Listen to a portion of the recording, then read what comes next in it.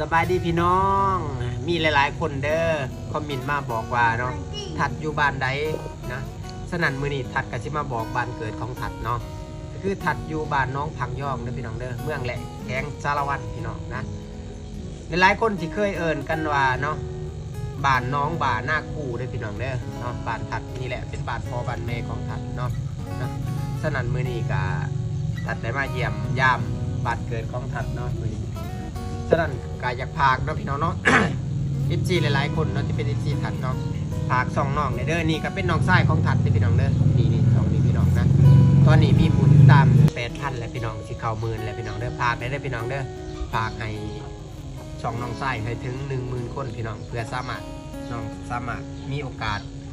สร้างรายได้ได้เด้อพี่น้องเด้อนี่สองเราพากไปติดตามให้นะพากเขาไปเป็นกำลังใจให้เพิ่นเด้อพี่น้องเด้อนะนี่สองนี้เลยเนาะพี่น้องเนาะสองน้องก็จะมี จะมี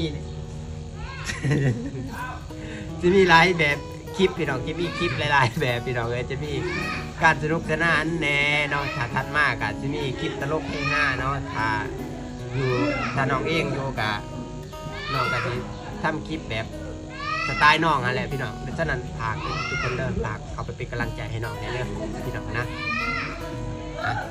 ทัดก็จะมาจะบอกกันนี่นะพี่น้องเด้อนะบ้านเกิดของทัดก็คือน้องฝังย่องพี่น้องน้องบ่าหน้าคู่พี่น้องเลยนะถ้าไปอย่างว่าลินก็มาได้พี่น้องเด้อแต่มื้อนี้ขอลาไปก่อนนะพี่น้องเด้อจบคลิปก่อนบ๊ายบาย